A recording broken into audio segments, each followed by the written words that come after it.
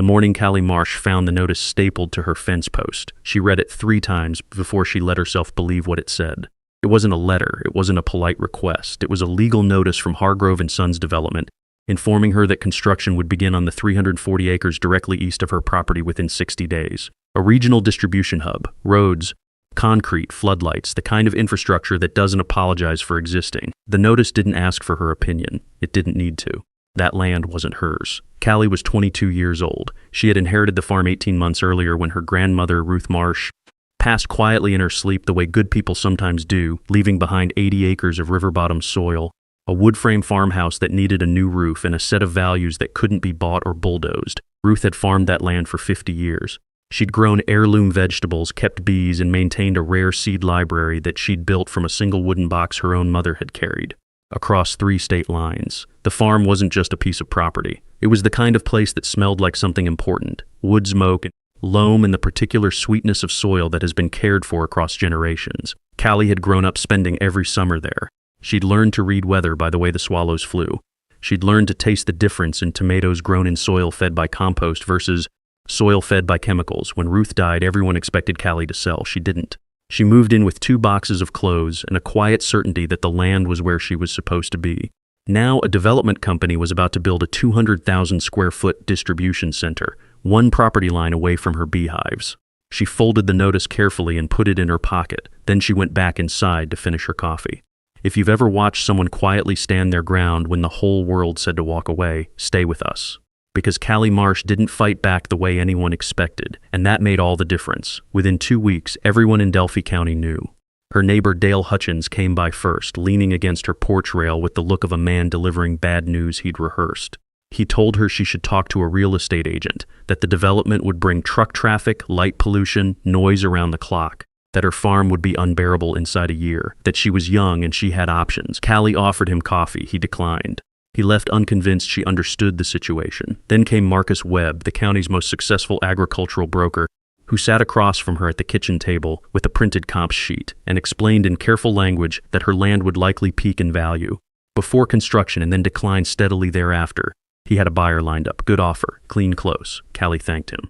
She told him she'd think about it. She didn't call him back. The local hardware store owner told her the noise alone would stress her laying hens into non-production. The woman who ran the feed co-op told her that bees don't survive industrial vibration. The pastor mentioned gently that sometimes letting go of something you love is the bravest kind of love. Callie listened to all of it. She nodded at the parts that were true. She filed the rest away. She didn't argue. She didn't explain herself, and she didn't sell.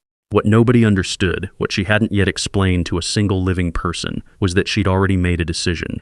She just hadn't told anyone what it was. The excavators arrived on a Wednesday in late March. Callie stood at the eastern fence line and watched them come, massive yellow machines that moved with a bureaucratic indifference to everything in their path. By sundown of the first day, the old hardwood windbreak that had stood between the 2 properties for 60 years was gone, just gone. Stumps and tire tracks in silence where there had been birdsong for as long as anyone could remember. The dust began the next morning. A fine, pale silt that settled on everything. The garden beds, the cold frames, the solar panels, the beehives. Callie washed her greens twice before she sold them at the farmer's market that Saturday. Her yields dropped by 30% in the first month. The noise was constant, not loud enough to be unbearable, but relentless in a way that wore on her. Her hen's egg production dipped. 2 of her oldest hives swarmed early and didn't return. The creek that ran along the northern edge of her property ran brown for 3 weeks after a hard rain, carrying sediment from the stripped earth next door. She documented everything. Not for a lawsuit. She'd already spoken to a county extension agent who told her that what Hargrove & Sons was doing was legal. She documented it because documentation was what her grandmother had taught her to do. Ruth had kept weather journals going back to 1971. Callie kept everything. A Hargrove project manager named Griffin Colby stopped at her gate once. Early on, a compact man in a yellow hard hat who offered his business card with the practiced friendliness of someone who does this regularly. He told her his company had programs for neighboring properties, noise mitigation, temporary fencing. He handed her a pamphlet. Callie took the pamphlet. She thanked him politely. She read it that night and filed it in the same drawer as the original notice. She still hadn't told anyone her plan. The answer when she found it was in a notebook. Ruth had kept dozens of them, spiral-bound books filled with her slanted handwriting recording crop rotations, rainfall measurements, soil test results, and observations that didn't fit neatly into any category. Callie had read most of them. but there was one she'd set aside months ago because it seemed less practical than the others. Ruth had labeled it simply, "What the Bees Know." She opened it on a rainy April night when she couldn't sleep. The notebook was part journal, part field study. Ruth had spent 8 years tracking her honeybee colony's behavior against a simple question: where did they go? She'd marked her hives with colored paint dots, trained herself to follow foragers at dusk, and mapped a 4-mile radius around the property. She'd discovered that her bees were consistently drawn to a particular stretch of eastern land, the same land Hargrove was now excavating. Not for nectar, for something else. Ruth had written 3 words at the top of page 47, underlined twice: mineral-rich clay seep. Callie sat up straighter. Bees collect mineral-rich water. It's called water foraging, often overlooked because most beekeepers focus on nectar and pollen, but mineral water supports colony health in ways that even the best forage can't fully replicate. Ruth had identified a natural seep on the eastern land that her bees had been using for years. And more than that, she'd noticed that the seep seemed to influence the mineral composition of the farm's own soil. Fed by the same underground source, the notebook went on. For 40 more pages, Ruth had documented how that underground water table connected to her property, how it fed the creek, how it influenced the pH of the river bottom soil, how it was responsible for an unusual mineral density that made her vegetables taste the way they did. And then, near the end of the notebook, a single sentence Ruth had written in her final year: if this land is ever disturbed, the seep will either be destroyed or redirected. Watch the creek. The creek will tell you what's happening underground. Callie closed the notebook. She stared at the wall for a long time. Then she got dressed and walked outside in the rain. She watched the creek and she began to understand. She spent 2 weeks in the county library before she told anyone anything. She read about hydrology. She read about mineral-rich soil composition and its relationship to agricultural flavor profiles. She read about a growing movement in specialty food markets, a concept called terroir, usually applied to wine, but increasingly relevant to vegetables, honey, and artisan products. The idea that a place's geology could be tasted, that something grown in a particular patch of ground from a particular confluence of minerals and water couldn't be exactly replicated anywhere else. And she had a theory, a real one, grounded in Ruth's data, that if the underground seep was redirected by construction rather than destroyed, it might actually surface closer to her farm, that the disruption of the eastern land could push the mineral water table westward, toward her. This was not guaranteed. She knew that it might not work at all. The seep might vanish, the creek might go dry. But if it didn't, if the hydrology shifted the way she believed it might, she would have something extraordinary. Her plan: stop competing in volume, stop trying to produce what larger farms produced more cheaply, pivot entirely to traceable, mineral-distinct, heirloom specialty production, build the story around the science, partner with chefs, artisan producers, and specialty buyers who would pay a premium for documented provenance and unusual flavor. Marcus Webb, when she finally told him, looked at her with an expression she recognized as careful professional pity. He told her that specialty markets were overcrowded, that she didn't have the capital for rebranding, that flavor profiles were subjective and unprovable. Dale Hutchins laughed, not unkindly, just the laugh of a man who'd seen ideas like this before. The county extension agent told her she was essentially betting her farm on the behavior of an underground water table, which was true. She told him she knew that. He wished her luck with the tone of a man who wasn't sure luck would be enough. Callie thanked everyone and went home and planted her spring crops. The summer of the second year nearly broke her. The distribution center was finished and operational by July. The truck traffic began, 18-wheelers running the access road at all hours, headlights sweeping across her bedroom ceiling at 2 and 4 in the morning. The light pollution was worse than she'd expected. Several of her late-season crops bolted early, confused by the artificial light. Her bee population stabilized, but the honey yields were down. And the creek was still brown, still carrying sediment from the disturbed land. The mineral seep had not redirected toward her, not yet. Maybe not ever. In September, her truck needed a repair she couldn't afford. She sold the last of her hay to cover it. Her bank balance at the end of the month was the lowest it had ever been. She sat at the kitchen table at 11 o'clock on a Tuesday night with a legal pad covered in numbers, and she understood with a cold clarity that she had approximately 4 months before she would have to make a different decision. She thought about calling Marcus Webb. She had his card still. She held her phone for a long time. Then she got up and went to the shelf and pulled out Ruth's notebook. Not What the Bees. No this time, but an older one from 1989. She opened it to a page she'd read before in the section Ruth had titled Bad Years and What They Teach. Ruth had written, "The land is not being unkind when it is difficult. It is asking whether you are serious." Callie put the notebook down. She made tea. She went to bed. In the morning, she drove to the market and sold every jar of honey she had at the highest price she'd ever asked. 4 of them sold before noon. She used the money to buy seed for the fall planting. She didn't call Marcus Webb. The third year was different in ways that were hard to name. The truck traffic hadn't lessened, but she'd planted a dense buffer of native shrubs along the eastern fence line, a mix of hawthorn, elderberry, and wild plums selected partly for screening and partly because they were themselves productive, yielding berries she could sell or process. They wouldn't be tall enough to matter for years, but she planted them anyway, because Ruth had always planted things that were meant for the future. That October, she noticed the creek running clearer. Not fully clear, but noticeably lighter than the year before. She tested the water. The mineral content had shifted slightly, nothing dramatic, but the numbers had moved. She wrote it down.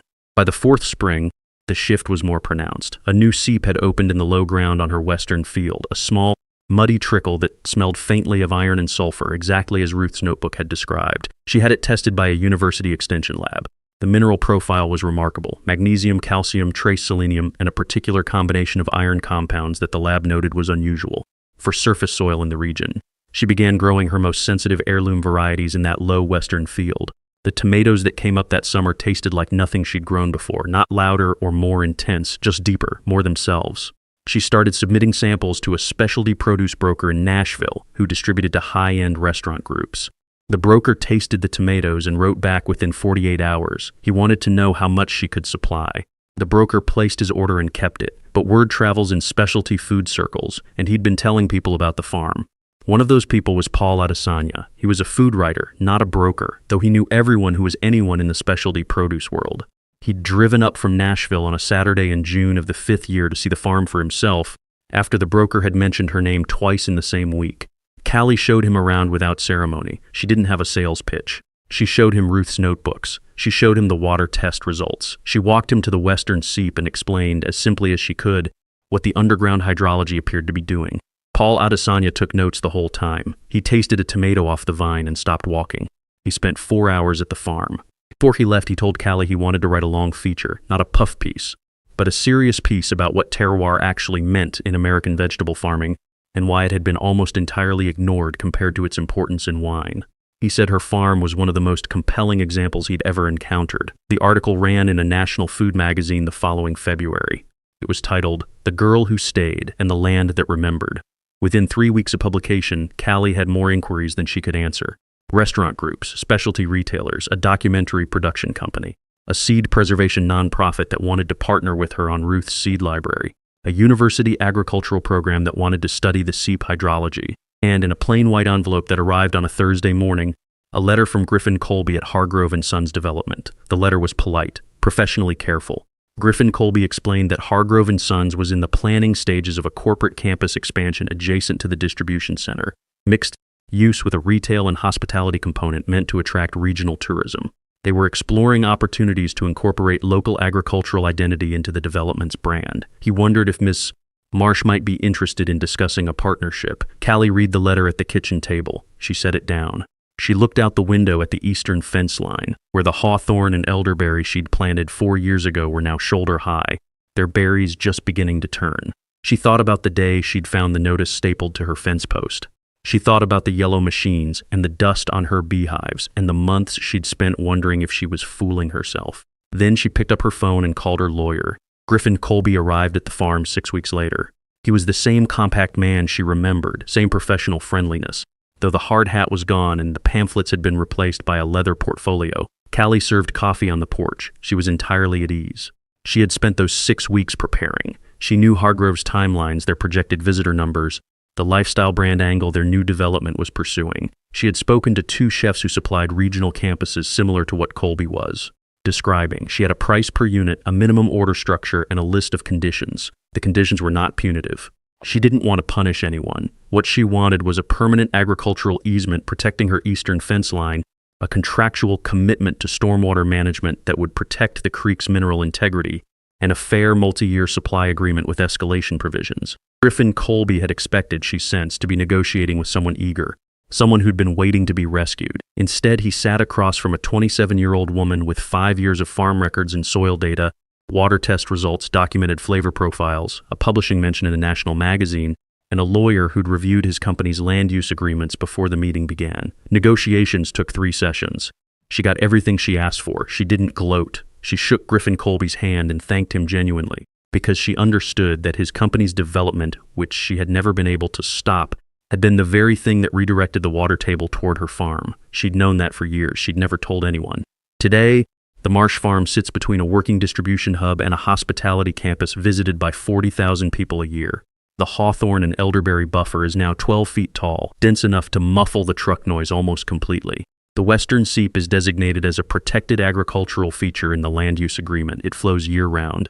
Callie supplies a rotating roster of restaurants across 4 states. She employs 3 part-time workers during peak season. She has expanded Ruth's seed library to over 200 varieties, most of which she grows in trial beds each year and documents in notebooks that now sit alongside Ruth's on the shelf. She was offered a buyout twice in the years following the magazine article. The offers were substantial. More than anyone had quoted Marcus Webb's comp sheet could predict. She declined both. There is a sign at the farm gate now, small and handmade, that reads, Marsh Farm S, 1974. It has Ruth's name on it and Callie's, and below them both a single line, the land remembers. Callie is 31 years old. She is not wealthy by any conventional measure, but she is solvent, independent, and the steward of something real, a piece of ground that produces food unlike what any neighboring acre can produce for reasons that took a geologist, a food writer, and a grandmother's handwritten notebooks to fully explain. She still drinks her coffee in the morning at the kitchen window that faces east. She still watches the light move across the field the way Ruth taught her to. She still checks the seep after every hard rain. And every fall, when the elderberries along the eastern fence ripen purple and heavy, she picks them herself. She makes a preserve from them, labels each jar by hand, and sells them at the farmer's market at a price that surprises people. Every jar sells. There is a particular kind of strength that doesn't announce itself. It doesn't hold press conferences or file injunctions or post angry responses. It shows up in notebooks kept for decades, in seeds stored in wooden boxes, in a young woman standing at a fence line watching machines move earth and choosing quietly to stay. Callie Marsh never fought the developers. She never needed to. She understood something that all the brokers and extension agents and well-meaning neighbors had missed, that the land wasn't just something to be protected from what was happening next door. It was something to be understood, read, listened to. Because land under pressure doesn't only lose. Sometimes it reveals itself. Sometimes the disruption surfaces what was always there, hidden and patient, waiting for someone paying attention. The machines that came to take everything turned out to be the very force that gave it all. Back patience doesn't always win, but it wins more often than people who've never tried it believe. And sometimes, in the rare and remarkable cases when it wins completely, it creates something that no amount of money, machinery, or pressure could have built from scratch. The land remembered. She remembered with it. That was enough.